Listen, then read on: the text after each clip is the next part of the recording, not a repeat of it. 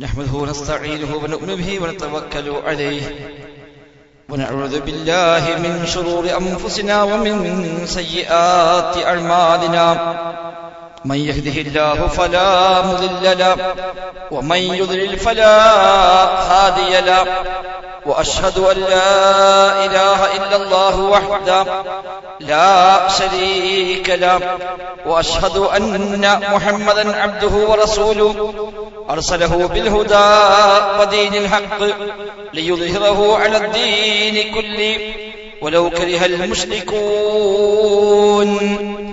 اللهم صل على محمد وعلى آل محمد كما صليت على إبراهيم وعلى آل إبراهيم إنك حميد مجيد اللهم بارك على محمد وعلى آل محمد كما باركت على إبراهيم وعلى آل إبراهيم إنك حميد مجيد أما بعد فإن خير الكلام كلام الله وخير السنن سنن محمد صلى الله عليه وسلم وشر الأمور محدثاتها وكل محدثة بدعة وكل بدعة ضلالة وكل ضلالة في النار أعوذ بالله من الشيطان الرجيم بسم الله الرحمن الرحيم يا أيها الذين آمنوا اتقوا الله حق تقاته ولا تموتن إلا وأنتم مسلمون بسم الله الرحمن الرحيم حرمت عليكم الميتة والدم ولحم الخنزير وما أهل لغير الله به والمنخنقة والموقوذة والمتردية والنطيحة وما أكل السبع إلا ما ذكيتم وما ذبح على النصب وأن تستقسموا بالأزلام ذلكم فسق اليوم يئس الذين كفروا من دينكم فلا تخشوهم واخشون اليوم أكملت لكم دينكم وأتممت عليكم نعمتي ورضيت لكم الإسلام دينا فمن اضطر في مخمصة غير متجانف لإثم فإن الله غفور رحيم സത്യവിശ്വാസികൾ റഹ്മാനായ റബ്ബ് സുബ്ഹാനഹു വ തആലയുടെ നിയമ നിർദ്ദേശങ്ങൾ കഴിവിന്റെ പരമാവധി ജീവിതത്തിൽ പാലിക്കാൻ ശ്രമിച്ചുകൊണ്ട് മുത്തഖീങ്ങളായി ജീവിക്കണേ എന്ന് പ്രത്യേകമായി എന്നെയും നിങ്ങളെയും ഒക്കെ ഓർമ്മപ്പെടുത്തുകയാണ് റബ്ബ് സുബ്ഹാനഹു വ തആല. നമുക്കെല്ലാം അതിന് തൗഫീഖ് പ്രദാനം ചെയ്യുമാറാവട്ടെ. ജീവിതത്തിന്റെ എല്ലാ മേഖലയിലും അല്ലാഹു തആല ഖൈറും ബറക്കത്തും ധാരാളമായി നമ്മിലെല്ലാം വർഷിക്കുമാറാവട്ടെ. ദുആ ചെയ്യാൻ വസിയത്ത് ചെയ്ത ധാരാളം സഹോദരങ്ങൾ റബ്ബ് സുബ്ഹാനഹു വ തആല എല്ലാവർക്കും ആശ്വാസം നൽകി അനുഗ്രഹിക്കുമാറാവട്ടെ. നമ്മിൽ നിന്ന് മരണപ്പെട്ടു പോയ എല്ലാ വിശ്വാസികൾക്കും അല്ലാഹു തആല മഗ്ഫിറത്തും റഹ്മത്തും നൽകി അനുഗ്രഹിക്കുമാറാവട്ടെ. ഈ വിശുദ്ധ ദിനരാത്രങ്ങളിൽ നിർവഹിച്ചുകൊണ്ടിരിക്കുന്ന പുണ്യകർമ്മങ്ങളെ റബ്ബ് സുബ്ഹാനഹു വ തആല നമ്മിൽ നിന്ന് കബൂലാക്കുമാറാവട്ടെ. സൂറത്തുൽ മാഇദയിലെ 3-ാമത്തെ വചനമാണ് ഓതി വെച്ചത്. ഇതുപോലെ ഒരു ദുൽഹിജ്ജ മാസത്തിലാണ് ആ വചനം അവതരിച്ചത്. ഹിജ്റ 10-ാം വർഷം ദുൽഹിജ്ജ 9-ന് റസൂലുള്ളാഹി സ്വല്ലല്ലാഹു അലൈഹി വസല്ലമയുടെ ആദ്യത്തെയും അവസാനത്തെയും ഹജ്ജിന്റെ ഭാഗമായി 1,00,000-ലേറെ സ്വഹാബത്തിനെയും കൂട്ടി പ്രവാചകർ സ്വല്ലല്ലാഹു അലൈഹി വസല്ലമ അറഫ മൈതാനിൽ വെച്ച് അവിടുത്തെ ഖുത്ബ, വിടവാങ്ങൽ പ്രഭാഷണം എന്ന് വിശേഷിപ്പിക്കപ്പെടുന്ന ഖുത്ബത്തുൽ വിദാ നിർവഹിക്കുകയുണ്ടായി. അറഫ മലയിലെ ഉർന എന്ന താഴ്വരയിൽ വെച്ചായിരുന്നു റസൂലുള്ളാഹി സ്വല്ലല്ലാഹു അലൈഹി വസല്ലമ ആ പ്രഭാഷണം നിർവഹിച്ചത്. നബിതങ്ങളുടെ ഒട്ടകത്തിന്റെ പേരാണ് ഖസ്വ. ആ ഒട്ടകപ്പുറത്തിൽ നിന്നുകൊണ്ടാണ് റസൂലുള്ളാഹി സ്വല്ലല്ലാഹു അലൈഹി വസല്ലമ ആ ഒരു വൈകാരികമായ ചരിത്രപ്രസിദ്ധമായ പ്രഭാഷണം നിർവഹിച്ചത്. 1,00,000-ലേറെ സ്വഹാബിമാർ ശ്രോതാക്കളായി അവിടെയുണ്ട്. അലി റളിയല്ലാഹു അൻഹുവിനോട് പ്രവാചകൻ പറഞ്ഞു, ഇസ്തൻസിന്നാസ്, ജനങ്ങളോടൊന്ന് ശാന്തരാകാൻ പറയൂ, എനിക്ക് ചില കാര്യങ്ങൾ അവരെ അറിയിക്കാനുണ്ട്. അങ്ങനെ അലി ഇബ്നു അബീ ത്വാലിബ് റളിയല്ലാഹു അൻഹു ജനങ്ങളോട് നിശബ്ദരാകാൻ ആഹ്വാനം ചെയ്യുകയും എല്ലാവരും ശ്വാസമടക്കി പ്രവാചകരുടെ വാക്കുകൾ ശ്രദ്ധിച്ചു കേൾക്കുകയും റാബിഅത്ത് ബിൻ ഉമയ്യ എന്ന സ്വഹാബി പ്രവാചകരുടെ വാക്കുകൾ ഏറ്റുപറഞ്ഞുകൊണ്ട് അത്യുച്ചത്തിൽ മറ്റുള്ളവർക്ക് അത് എത്തിച്ചു കൊടുക്കുകയും ചെയ്തുവെന്നാണ് ഹദീസ് ഗ്രന്ഥങ്ങളിൽ നമുക്ക് കാണാൻ സാധിക്കുന്നത്. ആ അറഫ മൈതാനിയിലാണ് ഈ ആയത്തിറങ്ങിയത്. സൂറത്തുൽ മാഇദയിലെ 3-ാമത്തെ ഈ വചനം. അതിലാണ് പറഞ്ഞത്, അൽയൗമ അക്മൽതു ലക്കും ദീനക്കും വഅത്മംതു അലൈക്കും നിഅമതി വറദീതു ലക്കും ഇസ്ലാമ ദീന. ഇന്നിതാ നിങ്ങൾക്ക് ഞാൻ ഇസ്ലാമിനെ മതമായി തൃപ്തിപ്പെട്ടിരിക്കുന്നു, വഹ്യാകുന്ന നിഅമത്തിനെ പൂർത്തീകരിച്ചിരിക്കുന്നു എന്ന് തുടങ്ങുന്ന ആശയമുള്ള ആ ഭാഗം ഉൾക്കൊള്ളുന്ന വചനമിറങ്ങിയത് അറഫ മൈതാനിയിലാണ്. ഒരിക്കൽ ഉമർ ഖത്താബ് റളിയല്ലാഹു അൻഹുവിനോട് ഒരു ജൂതനായ മനുഷ്യൻ വന്ന് പറയുന്നുണ്ട്, നിങ്ങളുടെ കിതാബിലുള്ള ഒരു വചനം അതെങ്ങാനും ഞങ്ങളുടെ കിതാബിലായിരുന്നുവെങ്കിൽ അതുള്ള ആ ദിവസത്തെ ഞങ്ങൾ ആഘോഷമാക്കി മാറ്റുമായിരുന്നുവെന്നാണ്. ലൗ അലൈനാ മാശൽ യഹൂദി നസലത്, ഞങ്ങൾ യഹൂദി സമൂഹത്തിലാണ് അത്തരമൊരു വചനം അവതരിച്ചത് എങ്കിൽ ഞങ്ങൾ ആ ദിവസത്തെ ഒരാഘോഷ ദിവസമാക്കി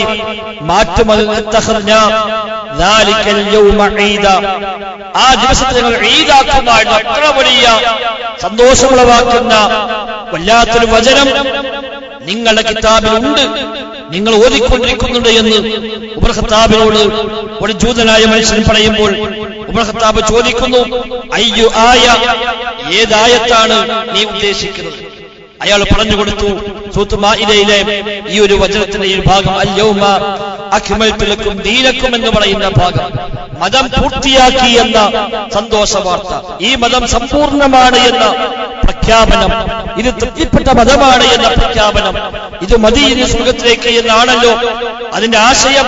ഇത്തരമൊരു ആശയമെങ്ങാനും ഞങ്ങൾക്കാണ് ഇറങ്ങിയത് എങ്കിൽ ഞങ്ങൾ ആ ദിവസത്തെ ഈദാക്കി ആഘോഷമാക്കി മാറ്റുമായിരുന്നു. ഉമർ ഖത്താബിന്റെ പ്രതികരണം കാണാം, അറഫ്നാ ദാലിക്കൽ യൗം വൽ മകാൻ നസലത് ഫീഹി അല നബി സല്ലല്ലാഹു അലൈഹി വസല്ലം. അത് ഇറങ്ങിയ ദിവസം ഞങ്ങൾക്കറിയാം, അത് ഇറങ്ങിയ സ്ഥലവും ഞങ്ങൾക്കറിയാം.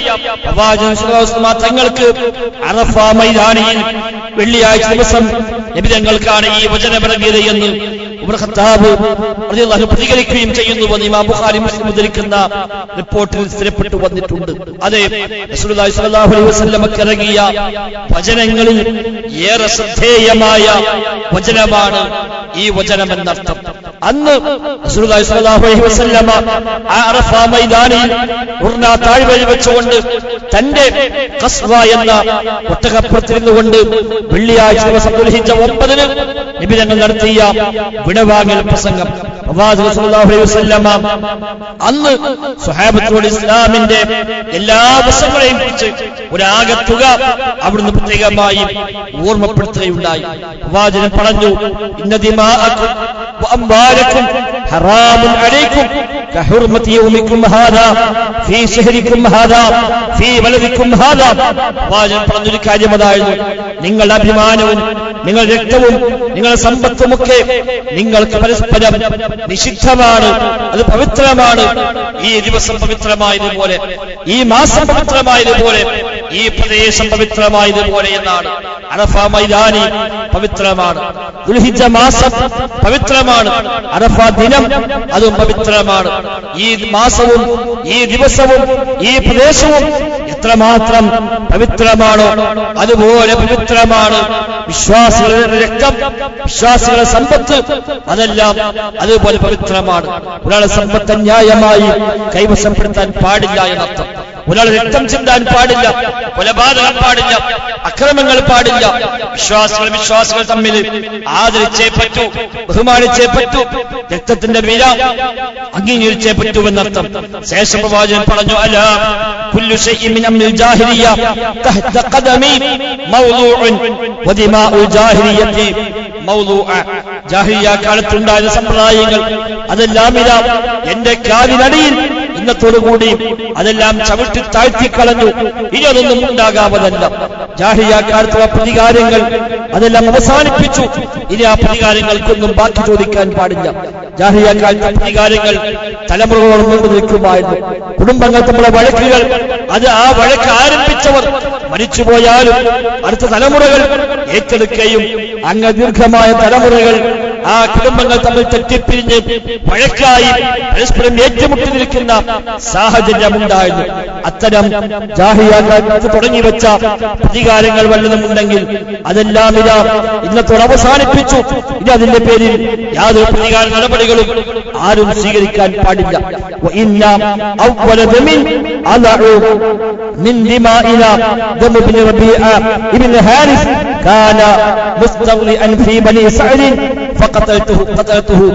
ജാഹിലിയ്യക്കാലത്തുണ്ടായ ഒരു കൊലപാതകം നബി തങ്ങൾ പ്രഖ്യാപിച്ചു. അതിലുള്ള ആ ഒരു ദമാണ്, ആ പ്രതികാരമാണ് ആദ്യമായി ഇന്നത്തോടെ അവസാനിപ്പിക്കുന്നത്. ഇനി അത് മുതൽ ഒരു പ്രതികാര നടപടികളും ഉണ്ടാകാൻ പാടില്ല.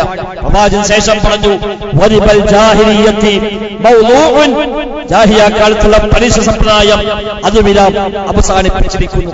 ഇനി പലിശ സമ്പ്രദായമില്ല, പലിശ വാങ്ങാവതല്ല, കൊടുക്കാവതല്ല, പലിശയുമായി ബന്ധപ്പെട്ട യാതൊരു ഏർപ്പാടുകളും ഇനി പാടില്ല. അത് ജാഹിലിയ്യ രീതിയാണ്. പ്രവാചകൻ വരുന്നതിന് മുമ്പുള്ള ഇരുണ്ട കാലഘട്ടത്തിലെ മനുഷ്യന്മാർ സ്വീകരിച്ചു പോകുന്ന രീതിയാണ് പലിശ എന്നുള്ളത്. ആ പലിശ ഇതാ അവസാനിപ്പിച്ചു.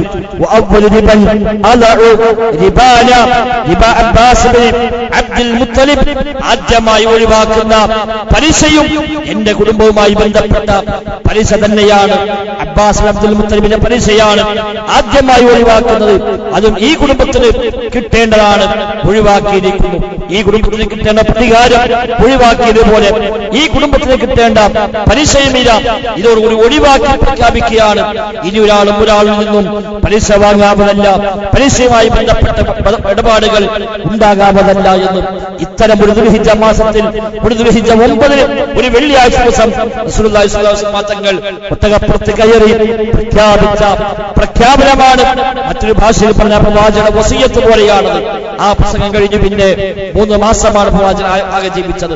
ആ നിലക്ക് നബി തങ്ങൾ നൽകിയ ഒരു അവസാനത്തെ പ്രഭാഷണം, വിടവാങ്ങൽ പ്രഭാഷണം, നബി തങ്ങൾ വസിയ്യത്ത് പോലെ നബി തങ്ങൾ ഓർമ്മപ്പെടുത്തിയ കാര്യമാണത്.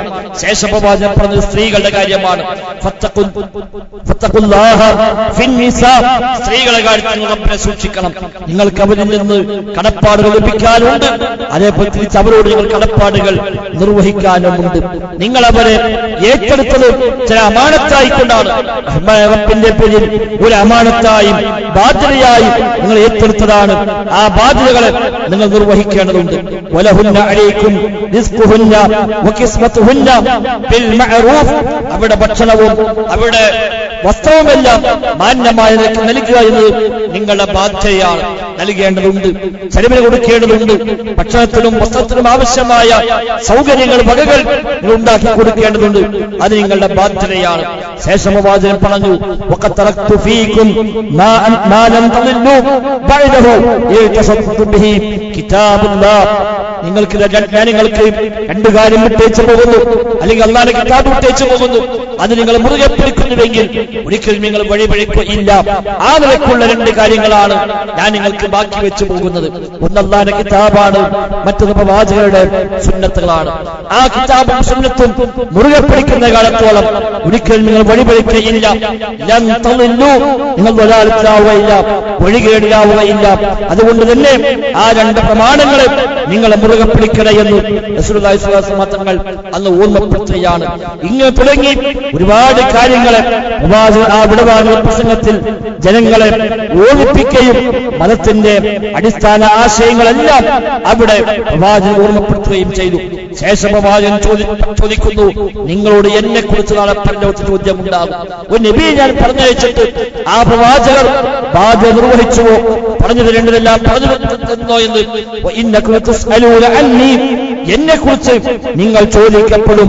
അങ്ങനെ ചോദിക്കുമ്പോൾ എന്തായിരിക്കും നിങ്ങൾ എന്നെ കുറിച്ച് റബ്ബിനോട് പറയുക എന്ന് പ്രവാചകൻ ചോദിക്കുകയും സ്വഹാബിമാർ നബിയെ, താങ്കൾ ഞങ്ങൾക്കെല്ലാം എത്തിച്ചു തന്നിട്ടുണ്ട്, താങ്കൾ ദൗത്യം താങ്കൾ നിർവഹിച്ചിട്ടുണ്ട്, ഞങ്ങൾ അതിന് സാക്ഷികളാണ് എന്ന് പ്രഖ്യാപിക്കുകയും പ്രവാചകൻ സല്ലല്ലാഹു അലൈഹി വസല്ലമ പടച്ച റബ്ബിനെ സാക്ഷിയാക്കിക്കൊണ്ട് പ്രഖ്യാപിക്കുകയും ചെയ്തത് ഹദീസുകളിൽ കാണുന്ന യാഥാർത്ഥ്യങ്ങളാണ്.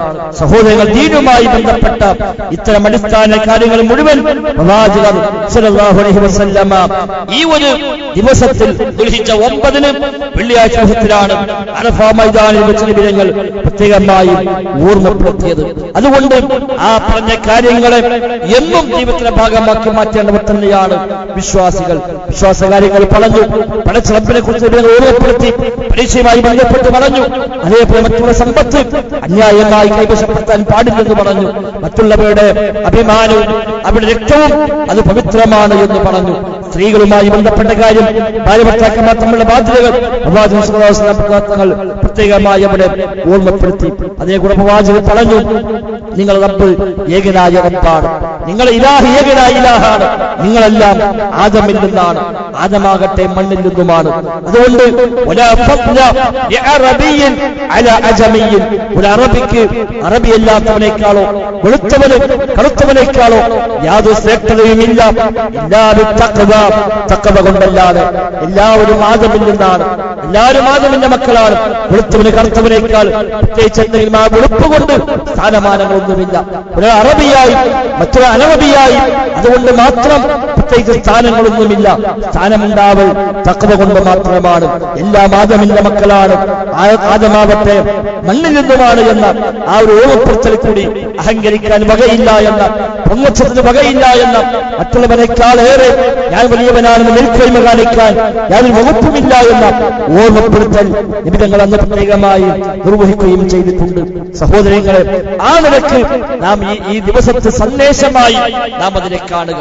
മതം പൂർത്തിയാക്കിയ ദിവസമാണിത്. അല്ലുമക്കും ദീനക്കുമെന്ന് ദീനിലാ പൂർത്തിയാക്കിയിരിക്കുന്നുവെന്ന് പ്രഖ്യാപിക്കപ്പെട്ട ദിവസമാണെന്ന്. ആ പൂർത്തിയാക്കിയ മതത്തിൽ അന്ന് എന്താണോ ഉള്ളത് അതാണ് ഖിയാമത്ത് വരെയും ദീന്. അതിലില്ലാത്തത് പിന്നെ ആര് കൂട്ടിച്ചേർത്താലും ദീനായി സ്വീകരിക്കപ്പെടാവതല്ല. ഈ ആയത്ത് വെച്ചുകൊണ്ടാണ് ഇമാം മാലിക് റഹ്മത്തുള്ളാഹി പറഞ്ഞത്, അന്ന് മതമല്ലാത്തത് ഇന്നും മതമാവുക ഇല്ല എന്ന്. കാരണം അന്ന് പറഞ്ഞു, നബി തങ്ങൾ ഓതി കേൾപ്പിച്ചു, ദീന് പൂർത്തിയാക്കിയിരിക്കുന്നുവെന്ന്. എന്നിട്ട് പിന്നെ അന്നില്ലാത്ത ഒരു പിൽക്കാലത്ത് വൃത്തം കൊണ്ടുവരികയാണ് എങ്കിൽ പൂർത്തിയാക്കിയ മതത്തിലേക്കാണല്ലോ അവന് കൂട്ടിച്ചേർക്കുന്നത്. അവന്റെ വാദം മതം പൂർത്തി അല്ല എന്നാണ്. പൂർത്തിയാണെങ്കിൽ പിന്നെ എന്തിന് കൂട്ടിച്ചേർക്കണം? കൂട്ടിച്ചേർക്കുന്നുവെങ്കിലും പൂർത്തിയാവാത്തത് കൊണ്ടാണല്ലോ കൂട്ടിച്ചേർക്കുന്നത്. അഥവാ പ്രവാചകൻ സ്വല്ലല്ലാഹു അലൈഹി വസല്ലം തങ്ങൾ തന്റെ ദൗത്യം നിർവഹിച്ചിട്ടില്ല എന്നാണ് അവൻ വാദിക്കുന്നത് എന്നാണ് ഇമാം മാലിക് റഹ്മത്തുള്ളാഹി പറഞ്ഞത്. ഒരാൾ മതത്തിൽ ഒരു ബിദ്അത്ത് കൊണ്ടുവന്നു, പുതിയ ആചാരം കൊണ്ടുവന്നു, അവന്റെ വാദം ഹസനത്താണ്, നല്ല ബിദ്അത്താണ് എന്നാണ് അവൻ വാദിക്കുന്നത് എങ്കിൽ ഫഖദ് സഅമ അന്ന മുഹമ്മദൻ സല്ലല്ലാഹു അലൈഹി വസല്ലമ ഖാന റിസാല, അവന്റെ വാദം മുഹമ്മദ് നബി സല്ലല്ലാഹു അലൈഹി വസല്ലമ തന്റെ ദൗത്യത്തിൽ വഞ്ചന കാണിച്ചുവെന്നാണ്. കാരണം നബി തങ്ങൾ വന്ന് പറഞ്ഞു ഞാൻ മതം പൂർത്തിയാക്കിയെന്ന്. സ്വഹാബത്തോട് ചോദിച്ചു നാളെ പരലോകത്ത് എന്നെ ചോദിച്ചാൽ നിങ്ങൾ എന്താ പറയുക എന്ന്. സ്വഹാബികൾ നബിയെ താങ്കൾ മതം പൂർത്തിയാക്കി തന്നു, എല്ലാം പഠിപ്പിച്ചു തന്നു എന്ന് ഞങ്ങൾ പറയും, ഞങ്ങൾ സാക്ഷികളാണ് എന്ന് സ്വഹാബത്ത് പ്രഖ്യാപിച്ചു. നബി തങ്ങൾ അല്ലാഹുവിനെ സാക്ഷിയാക്കി അല്ലാഹുമ്മ അശ്ഹദ് അല്ലാഹുമ്മ അശ്ഹദ്. എന്നിട്ട് പിന്നെ കാലങ്ങൾ കഴിഞ്ഞ് ഒരുത്തം വന്നിട്ട് പറയാ ഈ സ്വലാത്തും നല്ലതാണ്, ആ ദിക്റും നല്ലതാണ്, ഈ നോമ്പും നല്ലതാണ്, ഈ നിസ്കാരം നല്ലതാണ് എന്ന് പറഞ്ഞ് ഓരോ പുതിയ പുതിയ നിസ്കാരങ്ങളും പുതിയ നോമ്പുകളും പുതിയ ദിക്റുകളും പുതിയ സ്വലാത്തുകളും പുതിയ വ്യത്യസ്തമായ ആരാധനാ മുറകളുമെല്ലാം ഉണ്ടാക്കിക്കൊണ്ടുവന്ന് ഇതൊക്കെ നല്ലതാണ് എന്ന് പറഞ്ഞ് അവൻ കൂട്ടിച്ചേർക്കുന്നുവെങ്കിൽ അവന്റെ വാദം മുഹമ്മദ് നബി സ്വല്ലല്ലാഹു അലൈഹി വസല്ലം തങ്ങൾ ഖാന റിസാല, തന്റെ പ്രവാചക ദൗത്യം നിർവഹിക്കുന്നതിൽ വഞ്ചന കാണിച്ചുവെന്നാണ് അവന്റെ വാദം. അല്ലാഹ യഖൂൽ അൽയൗമ അക്മൽതു ലക്കും ദീനക്കും, കാരണം അല്ലാഹ് പറയുന്നു ദീൻ പൂർത്തിയാക്കിയെന്ന്, ഇവൻ പറയുന്നു ഇതും കൂടെ ദീനിലേക്ക് ആവശ്യമുണ്ട് എന്ന്. അതിനർത്ഥം ദീൻ പൂർത്തിയായിട്ടില്ല എന്നാണ്. അതുകൊണ്ട് ഫമാലം യകുൻ യൗമഇദിൻ ദീന ഫലാ യകുൻ യൗമ ദീന, അന്ന് ദീനല്ലാത്തത് ഇന്നും ദീനാവുക ഇല്ല. ഈ ആയത്തിറങ്ങുമ്പോൾ നിങ്ങളുടെ മതം പൂർത്തിയാക്കി എന്ന ആയത്തിറങ്ങുമ്പോൾ എന്താണോ ലോകത്ത് ദീനായിട്ടുള്ളത് അതാണ് ഖിയാമത്ത് വരെയും ദീന്. അന്നില്ലാത്ത നിസ്കാരം പിന്നെ നിസ്കാരമായി സ്വീകരിക്കപ്പെടുകയില്ല, അന്നില്ലാത്ത നോമ്പ് പിന്നെ നോമ്പായി മാറുകയില്ല, അന്നില്ലാത്ത ദിക്റുകളും ദുആകളും തസ്ബീഹുകളും പിന്നെ പ്രത്യേകതയുള്ള ദിക്റും ദുആയും തസ്ബീഹുമായി മാറുകയില്ല. പക്ഷേ മുസ്ലിം ഉമ്മത്തിൽ പിൽക്കാലത്ത് പലരും കടത്തിക്കൂട്ടി ഇല്ലാത്ത നിസ്കാരങ്ങൾ കടന്നു വന്നു. നമ്മുടെ നാട്ടിൽ ധാരാളം നിസ്കാരമുണ്ട്, വ്യത്യസ്തമായ പേരറിയപ്പെടുന്ന പുത്തൻ നിസ്കാരങ്ങൾ, നബി തങ്ങൾ നിസ്കരിക്കാത്ത, സ്വഹാബത്ത് ചെയ്തിട്ടില്ലാത്ത, അന്ന് പരിചയമില്ലാത്ത നിസ്കാരങ്ങൾ പിൽക്കാലത്ത് കടന്നു വന്നു.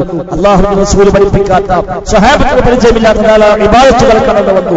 എന്തിനേറെ നബി തങ്ങളെ വഫാത്ത് കഴിഞ്ഞ് 5 നൂറ്റാണ്ട് കഴിഞ്ഞ് ഇറാഖിൽ ജനിച്ച മുഹീദ്ദീൻ ശൈഖ് വിളിക്കുന്ന ഖുത്ബിയത്ത്, ആ ഖുത്ബിയത്തിന് പോലും 12 നിസ്കാരമുള്ള നാടാണ് നമ്മുടെയൊക്കെ നാടുകൾ. നബി തങ്ങളെ വഫാത്തായി 5 നൂറ്റാണ്ടുകൾക്ക് ശേഷമാണ് മുഹീദ്ദീൻ ശൈഖിന്റെ ജീവിതം തന്നെ. ആ ശൈഖിനെ ജീവിതം വിളിക്കാൻ വേണ്ടി പിന്നെയും 5 നൂറ്റാണ്ട് കഴിഞ്ഞിട്ട് അഥവാ 10 നൂറ്റാണ്ടിന് ശേഷം തമിഴ്നാട്ടിലാണ് ഖുത്ബിയത്ത് ഉണ്ടാകുന്നത്. അത് ചൊല്ലാനാണ് 12 നിസ്കരിക്കുന്നത്. ആ രൂപത്തിൽ മതത്തിലേക്ക് നിസ്കാരങ്ങൾ കടത്തിക്കൂട്ടപ്പെട്ടു. ഇല്ലാത്ത നോമ്പുകൾ ബറാഅത്ത് നോമ്പും മേറാജ് നോമ്പും തുടങ്ങി 96 നോമ്പ് വരെ ഇന്ന് സമുദായത്തിലുണ്ട്. ഈ ദീനിൽ ഉള്ളതല്ല. അൽയൗമ അക്മൽതു ലക്കും ദീനക്കും എന്ന് പറഞ്ഞ, മതം പൂർത്തിയാക്കി എന്ന് പറഞ്ഞ ആ ദിവസം അന്ന് ദീനായി ഉള്ളതല്ല, അതെല്ലാം പിൽക്കാലത്ത് കടന്നു വന്നതാണ്. പുതിയ പുതിയ സ്വലാത്തുകൾ, നാരിയ സ്വലാത്തും കമാലിയ സ്വലാത്തും താജ് സ്വലാത്തും കഞ്ചുൽ അർസും ദലാലുൽ ഖൈറാത്തും അതേപോലെ തുടങ്ങി വ്യത്യസ്തമായ പേരുള്ള പാട്ടും ബൈത്തുകളും ഒക്കെ സമൂഹത്തിൽ വന്നത് കഴിഞ്ഞ 100, 150, 200 കൊല്ലങ്ങളുടെ ശേഷം മാത്രമാണ്. അതൊന്നും ദീനായി സ്വീകരിക്കപ്പെടാവതല്ല. ഇമാം മാലിക് റഹിമഹുല്ലാഹ് മദീന പള്ളിയിൽ ദർസ് നടത്തുന്ന, ദീന് പഠിപ്പിക്കുന്ന കാലഘട്ടത്തിലാണ് ഒരു മനുഷ്യൻ വന്ന് അദ്ദേഹത്തോട് ചോദിക്കുന്നു, ഞാൻ മക്കയിലേക്ക് ഉംറക്കായി പോകുകയാണ്, എവിടുന്നാണ് ഇഹ്റാം ചെയ്യേണ്ടത് എന്ന് ചോദിക്കുമ്പോൾ ഇമാം മാലിക് റഹിമഹുല്ലാഹ് പറഞ്ഞു, മീഖാത്ത് അല്ലദീ വഖതഹു റസൂലുള്ളാഹി സ്വല്ലല്ലാഹു അലൈഹി വസല്ലം, അല്ലാഹു റസൂൽ നിശ്ചയിച്ച മീഖാത്തുണ്ട്, ആ മീഖാത്തിൽ ഇഹ്റാം ചെയ്തോ എന്നാണ് ഇമാം മാലിക് മറുപടി നൽകിയത്. മദീനയിൽ പോകുമ്പോൾ അബിയാറു അലി ദുൽ ഹുലൈഫ എന്ന് വിളിക്കപ്പെടുന്ന അബിയാറു അലി എന്ന് ഇന്നറിയപ്പെടുന്ന ആ സ്ഥലത്ത് നിന്നാണല്ലോ മദീനക്കാർ ഇഹ്റാം ചെയ്യേണ്ടത്. മദീന പള്ളിയും കഴിഞ്ഞ് ഏതാണ്ട് 8 കിലോമീറ്റർ അപ്പുറത്താണ് ദുൽ ഹുലൈഫ എന്ന പ്രദേശമുള്ളത്. അവിടെയാണ് നബി തങ്ങൾ നിശ്ചയിച്ചത്, മദീനക്കാരുടെ മീഖാത്തായി നബി തങ്ങൾ നിശ്ചയിച്ചത് ദുൽ ഹുലൈഫയാണ്. അതുകൊണ്ട് ഇമാം മാലിക് പറഞ്ഞു, ദുൽ ഹുലൈഫയിൽ നിന്ന് ഇഹ്റാം ചെയ്തോ, നബി നിശ്ചയിച്ച മീഖാത്തിൽ ഇഹ്റാം ചെയ്തോ? ഈ മനുഷ്യൻ ചോദിച്ചു, ഞാൻ മദീന പള്ളിയിൽ നിന്ന് ഇഹ്റാം ചെയ്തു പോകാൻ ഉദ്ദേശിക്കുന്നുവെന്നാണ്. 8 കിലോമീറ്റർ അപ്പുറം പോയി ഇഹ്റാം ചെയ്യുന്നതിന് പകരം ഇവിടുന്ന് തന്നെ ഇഹ്റാം ചെയ്തിട്ട് പോകാനാണ് ഞാൻ ഉദ്ദേശിക്കുന്നത് എന്ന് പറയുമ്പോൾ ഇമാം മാലിക് കൊടുത്ത മറുപടി കാണാം, അഖാഫു അലൈക്കൽ ഫിത്ന, അഖാഫു അലൈക്കൽ ഫിത്ന, ഞാൻ നിനക്ക് ഫിത്ന ഭയപ്പെടുന്നുവെന്നാണ്. ഈ മനുഷ്യൻ ചോദിച്ചു, അയ്യു ഫിത്ന, എന്ത് ഫിത്നയാണ്? ഫീ സിയാറത്തുൽ ഖൈർ, ഒരു ഖൈറായ കാര്യം കുറച്ച് അധികം ചെയ്താൽ എന്താ ഫിത്നയുള്ളത്? വഇന്നമാ ഹി അംയാൽ അസീദുഹാ, ഏതാനും മൈലുകൾ അധികമായി ചെയ്യുന്നുവെന്നല്ലാതെ മറ്റെന്താ ഫിത്നയുള്ളത്? 8 കിലോമീറ്റർ അപ്പുറത്തുനിന്ന് ഇഹ്റാം ചെയ്യുന്നതിന് പകരം ഇപ്പുറത്തു നിന്ന് തന്നെ ഇഹ്റാം ചെയ്തു പോയാൽ ഒരു ഖൈറായ കാര്യം കുറച്ച് അധികം ചെയ്യുകയല്ലേ, അതിനെന്താ ഫിത്നയുള്ളത്? ഇമാം മാലിക് ചോദിക്കുന്നു, അല്ലാഹുവിന്റെ റസൂൽ ഒരു സ്ഥലം നിശ്ചയിക്കുകയും നിനക്ക് തോന്നുന്നു അതിനേക്കാൾ ഖൈർ ഇപ്പുറത്താണ് തോന്നിയാൽ അതിലും വലിയ ഫിത്ന എന്താണ്? ശേഷം ഇമാം മാലിക് ആയത്ത് ഓതി കൊടുത്തു, ഫൽയഹ്ദരില്ലദീന യുഖാലിഫൂന അൻ അംരി അൻ തുസീബഹും ഫിത്ന ഔ യുസീബഹും അദാബുൻ അലീം. അല്ലാഹുവിന്റെ റസൂലിന്റെ കൽപ്പനയ്ക്ക് എതിരായി പ്രവർത്തിക്കുന്നവർ ഫിത്നയെ പേടിച്ചുകൊള്ളട്ടെ, അല്ലെങ്കിൽ വേദനാജനകമായ ശിക്ഷയെ ഭയപ്പെടട്ടെ എന്ന ആയത്ത് ഇമാം മാലിക് ഓതിക്കൊടുത്തതാണ് പറഞ്ഞത്, എനിക്ക് ഞാൻ ആ ഫിത്ന പേടിക്കുന്നുവെന്ന്. നബി തങ്ങൾ പഠിപ്പിച്ചത് അപ്പുറത്തേക്ക് പോകുമ്പോൾ അതിഗൗരവമായാണ് അവർക്ക് അതിനെ കണ്ടത് എന്നർത്ഥം. എന്നിട്ടാണ് നമ്മുടെ നാട്ടിൽ നിസ്കാരം നോമ്പും അടക്കം പുതിയ പുതിയ ആരാധനാ മുറകൾ കൊണ്ടുവന്ന് അതൊക്കെയാണ് ദീനായി ഇന്ന് ആചരിക്കുന്നത്. ശരിയല്ല സഹോദരങ്ങളെ. ദുൽഹിജ്ജ മാസമാകുമ്പോൾ, അറഫ ദിവസമാകുമ്പോഴെങ്കിലും ആ സന്ദേശങ്ങളെ നാം ഒന്ന് ഓർക്കേണ്ടതുണ്ട്. അല്ലാഹു തആല ആയത്തിറക്കിയ ദിവസമാണ് അൽയൗമ അക്മൽതു ലക്കും ദീനക്കും, ദീന് പൂർത്തിയാക്കി എന്ന ദിവസം നബി തങ്ങൾ പ്രഖ്യാപിച്ച ദിവസമാണ്. ഇതാ എല്ലാം ഞാൻ പഠിപ്പിച്ചുവെന്ന് നബി തങ്ങൾ പ്രഖ്യാപിച്ച ദിവസമാണ്. എന്നെ പറ്റി ചോദിച്ചാൽ നിങ്ങൾ എന്ത് പറയുമെന്ന് നബി തങ്ങൾ ചോദിക്കുകയും, നബിയെ താങ്കൾ അദ്ദൈതൽ അമാന വബല്ലഗ്ത റിസാല, നബിയെ താങ്കളുടെ അമാനത്ത് നിർവഹിച്ചിട്ടുണ്ട്, താങ്കളുടെ ദൗത്യം താങ്കൾ ഞങ്ങൾക്ക് എത്തിച്ചിട്ടുണ്ട് എന്ന് സ്വഹാബത്ത് പറയുകയും അത് സാക്ഷി വഹിക്കുകയും, അല്ലാഹുമ്മ അശ്ഹദ്, അല്ലാഹുവേ നീ സാക്ഷിയാവണേ, എന്റെ ദൗത്യം ഞാൻ പൂർത്തീകരിച്ചു, ഇവരിതാ സമ്മതിച്ചു, അവർക്ക് സാക്ഷ്യം വഹിച്ചവരെ നീ സാക്ഷിയാണ് എന്ന് പറഞ്ഞ് ദൗത്യം പൂർത്തിയാക്കി ശേഷം 3 മാസങ്ങൾ കഴിയുമ്പോൾ പ്രവാചകൻ വഫാത്താകുന്നു. എന്നിട്ടാണ് ആ മതത്തിലേക്ക് കൂട്ടിച്ചേർത്തി അതും ദീനാണ് ഇതും ദീനാണെന്ന് പറഞ്ഞ് ഇല്ലാത്ത ആചാരങ്ങളുമായി വരുന്ന ഗൗരവമാണ് സഹോദരങ്ങളെ. അതുകൊണ്ട് അല്ലാഹുവിനെ ഏകനായ റബ്ബായി കണക്കാക്കുക, റബ്ബിനെ മാത്രം ആരാധിക്കുക, അവരോട് മാത്രം പ്രാർത്ഥിക്കുക, അവരെ മാത്രം ഭയപ്പെടുക, അവരെ മാത്രം പ്രതീക്ഷിക്കുക. നിങ്ങൾ റബ്ബ് ഏകനായ റബ്ബാണെന്ന പ്രഖ്യാപനം, ഇലാഹുക്കും ഇലാഹുൻ വാഹിദ്, നിങ്ങളെ ഇലാഹ് ഏകനായ ഇലാഹാണ് എന്ന പ്രഖ്യാപനം അത് നാം ഓർക്കുക. അല്ലാഹു തആല മനുഷ്യ മക്കളോട് കരാറ് വാങ്ങിയത് ഈ വിഷയത്തിലാണ്. ആ കരാറ് വാങ്ങിയത് അറഫാ ദിനത്തിലാണ് എന്നാണ് ഹദീസുകൾ പഠിപ്പിക്കുന്നത്. മനുഷ്യന്റെ മക്കൾ ആദമിന്റെ മക്കളോട് മൊത്തം അല്ലാഹു തആല കരാറ് വാങ്ങിയിട്ടുണ്ട്. അലസ്തു ബിറബ്ബിക്കും, ഞങ്ങൾ റബ്ബല്ലയോ എന്ന കരാറ് വാങ്ങി. അതെ, ഞങ്ങൾ സാക്ഷിയാകട്ടെ എന്ന് പ്രഖ്യാപിക്കുകയും തൗഹീദ് അല്ലാഹുവിന്റെ മുമ്പിൽ കരാറ് ചെയ്ത ഒരു കരാർ വിശുദ്ധ ഖുർആൻ സൂറത്ത് അറാഫിൽ പഠിപ്പിക്കുന്നുണ്ട്. ആ കരാറ് അല്ലാഹു തആല വാങ്ങിയത് അറഫാ ദിനത്തിലാണ് എന്ന് ഹദീസുകളിൽ കാണാൻ സാധിക്കും. അതുകൊണ്ട് തന്നെ ആ കരാറുകളെ വിസ്മരിക്കാതിരിക്കുക, തൗഹീദിൽ നിന്ന് തെറ്റിപ്പോകാതിരിക്കുക, സുന്നത്തിൽ നിന്ന് ബിദ്അത്തിലേക്ക് വഴിമാറാതിരിക്കുക, ഹറാം ഹലാലുകൾ എല്ലാം ജീവിതത്തിൽ പാലിച്ചുകൊണ്ട് മാത്രം മുന്നോട്ട് പോവുക. അങ്ങേ റബ്ബിനെ സൂക്ഷിക്കുന്ന മുത്തഖീങ്ങളായി മാറുക. അല്ലാഹു തആല തൗഫീഖ് പ്രദാനം ചെയ്യുമാറാവട്ടെ.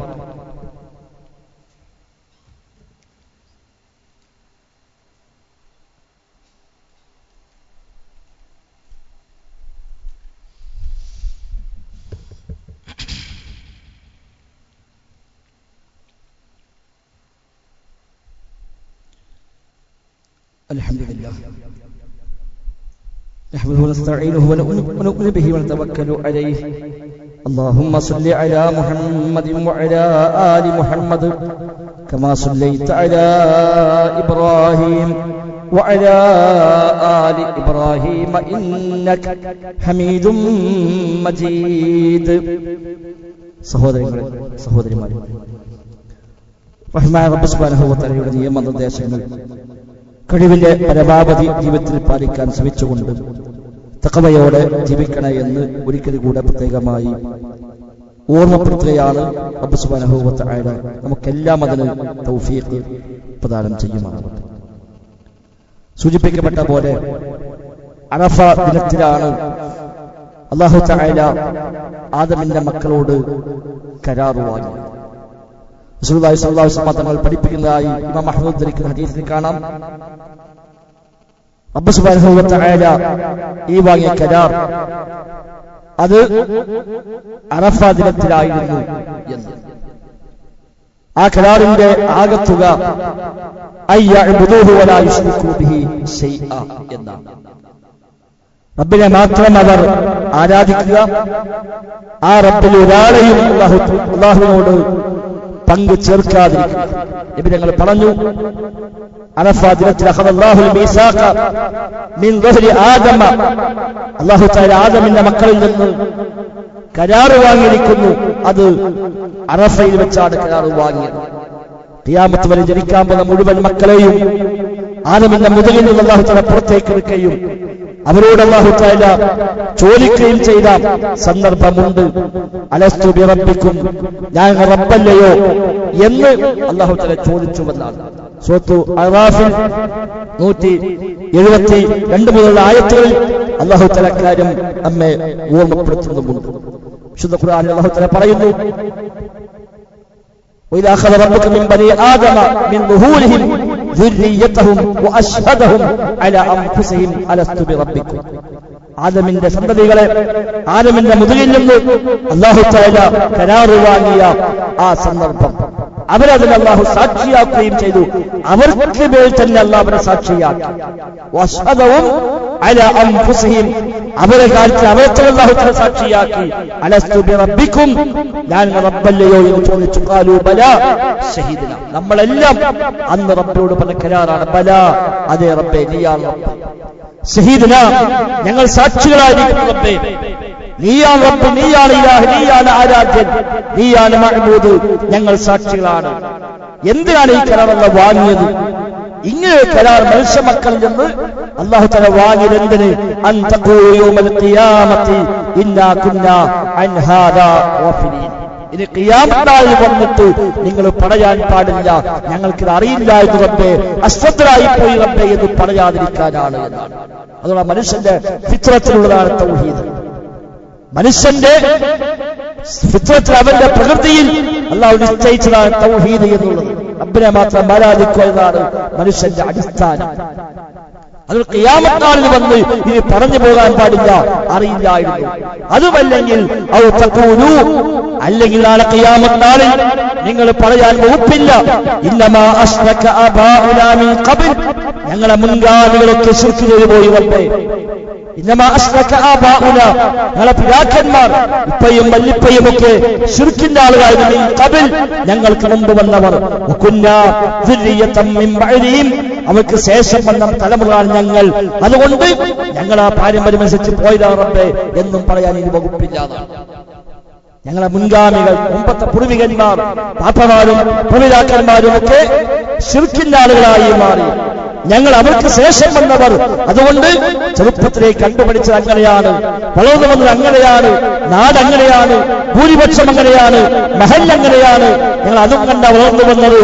അതുകൊണ്ട് റബ്ബേ, ഞങ്ങൾ ഉത്തരവാദികളല്ല എന്ന് ഇനി നാളെ പലരോട് പറയാൻ നിങ്ങൾക്ക് വകുപ്പില്ല. അതിനാണ് ഈ കരാറ് റബ്ബ് നിങ്ങളിൽ നിന്ന് വാങ്ങിയത്. ആ കരാറ് വാങ്ങിയ ദിവസം യൗമു അറഫ, അറഫ ദിനമാണ് എന്ന് റസൂലുള്ളാഹി സ്വല്ലല്ലാഹു അലൈഹി വസല്ലം തങ്ങൾ പ്രത്യേകമായി നമ്മെ ഓർമ്മപ്പെടുത്തുന്നു. അതുകൊണ്ട് അറഫ ദിനം നൽകുന്ന വലിയ സന്ദേശം തൗഹീദ് സന്ദേശം തന്നെയാണ്. എനിക്ക് എന്റെ റബ്ബ് മതി എന്ന, എന്റെ റബ്ബിനെ മാത്രമേ ഞാൻ ആരാധിക്കൂ എന്ന തീരുമാനം. അവന്റെ പടപ്പുകളിൽ പലരും ആരാധിക്കുകയും വിളിച്ചു പ്രാർത്ഥിക്കുകയും ചെയ്യുന്നുണ്ട്. അമ്പിയാക്കളെ വിളിച്ചു പ്രാർത്ഥിക്കുന്ന ആളുകളുണ്ട്, മഹാന്മാരെ വിളിച്ചു പ്രാർത്ഥിക്കുന്നവരുണ്ട്, ആരാണെന്നറിയാത്തവരെ പോലും വിളിച്ചു പ്രാർത്ഥിക്കുന്നവരുണ്ട്, മാനസിക രോഗികളെ പോലും ഔലിയാക്കളായി ചിത്രീകരിച്ചുകൊണ്ട് ഖബർ കെട്ടിയുയർത്തി ദർഗ എന്ന് പേരിട്ട് അവിടെ പോയി പോലും സങ്കടങ്ങൾ പറയുന്ന മനുഷ്യന്മാരുണ്ട്. കല്ലുകളും മരങ്ങളും ആരാധിക്കപ്പെടുന്നുണ്ട്. ഇങ്ങനെ തുടങ്ങി പലരും ആരാധിക്കുന്നുണ്ട്. അതെല്ലാം ബാത്തിലാണ്, നിരർത്ഥകമാണ്. ലാ ഇലാഹ ഇല്ലല്ലാഹ്, ആരാധകർഹനായി അല്ലാഹുവല്ലാതെ മറ്റാരുമില്ല എന്ന അടിസ്ഥാന ആശയമാണ് അല്ലാഹു തആല ഈ പ്രപഞ്ചത്തിൽ നിശ്ചയിച്ച ആശയം. അതാണ് മനുഷ്യരോട് അല്ലാഹു തആല സ്വീകരിക്കാൻ പറഞ്ഞ ആശയം. അത് അല്ലാഹു തആല ഓർമ്മപ്പെടുത്തിക്കൊണ്ടേയിരിക്കുന്നു. വിശുദ്ധ ഖുർആനിലെ ഒട്ടുമിക്ക വചനങ്ങളും ഈ ആശയത്തെയാണ് ഓർമ്മിപ്പിക്കുന്നത്. ആ നിലയ്ക്ക് തൗഹീദ് ഉൾക്കൊള്ളാൻ കൂടി അറഫ ദിനം, ദുൽഹിജ്ജ മാസം, ഹജ്ജുമായി ബന്ധപ്പെട്ട സന്ദേശങ്ങൾ എല്ലാം നമുക്ക് നിമിത്തമാകേണ്ടതുണ്ട്.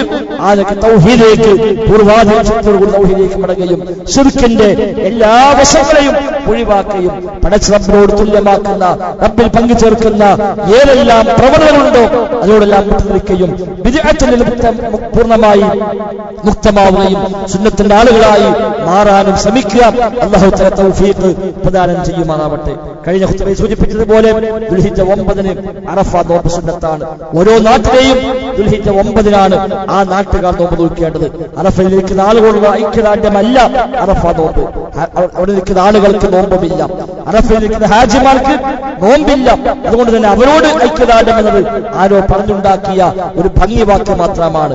യൗമു അറഫ എന്നറിയപ്പെടുന്നത് ഓരോ നാട്ടിലെയും ദുൽഹിജ്ജ 9-നാണ് യൗമു അറഫ എന്ന് പറയുക. നമുക്ക് യൗമു അറഫ ഞായറാഴ്ചയാണ്. പിറ്റേന്ന് 10 യൗമുൻ നഹർ പെരുന്നാൾ ദിനമാണ്.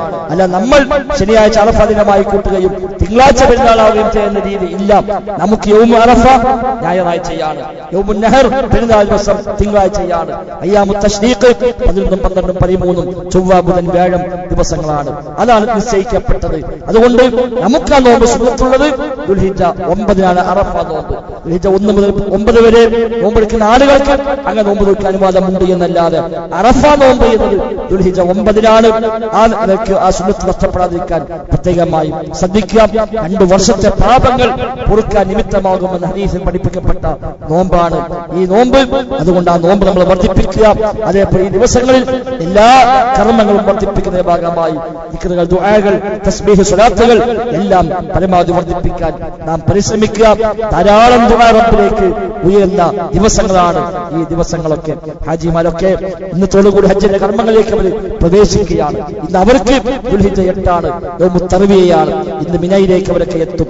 നാളെ അവർക്ക് യൗമു അറഫ അവർക്ക് നാളെയാണ്. അവർ നാളെ രാവിലെ അറഫ മൈതാനിലേക്ക് എത്തും. അതേപോലെ നാളെ രാത്രി അവിടെ മുസ്ദലിഫിലേക്ക് വരും. മറ്റന്നാളെ മുതൽ മിനയിൽ വന്നവർ രാത്രി അവിടെ രാപ്പാർക്കും, ജംറകളിൽ കല്ലെറിയും. അതുകൊണ്ട് ധാരാളം ദുആകൾ, ധാരാളം അഅ്മാലുകൾ റബ്ബിലേക്ക് ഉയരുന്ന ദിവസങ്ങളാണ്. ആ ഒരു മഹത്വത്തെ നാം ഉൾക്കൊള്ളുക. റബ്ബ് സുബ്ഹാനഹു വ തആല തൗഫീഖ് നൽകി അനുഗ്രഹിക്കുമാറാവട്ടെ. നമുക്ക് പെരുന്നാൾ തിങ്കളാഴ്ചയാണ്. പെരുന്നാൾ നിസ്കാരം ഇൻഷാ അല്ലാഹ് എല്ലാ വർഷത്തെയും പോലെ നാം സംഘടിപ്പിക്കുന്നുണ്ട്. മഴ ഇല്ലെങ്കിൽ പള്ളിയുടെ തൊട്ടപ്പുറത്തുള്ള നമ്മുടെ ആ ഒരു ഗ്രൗണ്ടിലും, മഴയാണെങ്കിൽ പള്ളിയിൽ വെച്ചുമായിരിക്കും നിസ്കരിക്കുക. താഴെ ടൗണിലുള്ള ദാറുൽ ഹിക്മ പള്ളിയിലും പെരുന്നാൾ നിസ്കാരം ഉണ്ടാകും എന്ന് പ്രത്യേകമായി ഓർമ്മപ്പെടുത്തുന്നു. അവിടെ 7 മണിക്കും ഇവിടെ 7:30-നുമാണ് പെരുന്നാൾ നിസ്കാരം നിശ്ചയിച്ചിട്ടുള്ളത്. അവിടെ ഒരു ഒറ്റ ഫ്ലോറേ ഉള്ളൂ, ധാരാളം ആൾക്ക് സൗകര്യം ഉണ്ടാവില്ല. അതുകൊണ്ട് അവിടെ പങ്കെടുക്കുന്ന ആൾക്ക് അവിടെ പങ്കെടുക്കാം. അതല്ല ഇവിടെയും പങ്കെടുക്കാം. കുടുംബസമേതം പങ്കെടുക്കാൻ ശ്രമിക്കുക. നബി ഞങ്ങൾ പ്രത്യേകമായി കൽപ്പിച്ചത് എല്ലാവരെയും പങ്കെടുപ്പിക്കാൻ തന്നെയാണ്. ഉമ്മു അത്തിയ്യ റളിയല്ലാഹു അൻഹ പറയുന്ന ഹദീസ് ഇമാം ബുഖാരി, മുസ്ലിം ഉദ്ധരിക്കുന്ന റിപ്പോർട്ടിൽ കാണാം. നബി തങ്ങൾ ഞങ്ങളോട് ആബാലവൃദ്ധം ജനങ്ങളെ എല്ലാവരെയും കൊണ്ടുപോകാൻ, ആർത്തവകാരികളെ കൂടി കൊണ്ടുപോകാൻ നബി ഞങ്ങളോട് കൽപ്പിക്കുമായിരുന്നുവെന്നാണ്. അവർക്ക് ലഭിക്കട്ടെ ഉപദേശങ്ങൾ, അവരും ഭാഗഭാക്കാവട്ടെ പ്രാർത്ഥനകളിൽ. എന്ന നിസ്കാര സമയത്ത് നിസ്കരിക്കാൻ പറ്റാത്തവർ മാറി നിൽക്കട്ടെ എന്നാണ് നബി ഞങ്ങൾ നൽകിയ ഉപദേശം.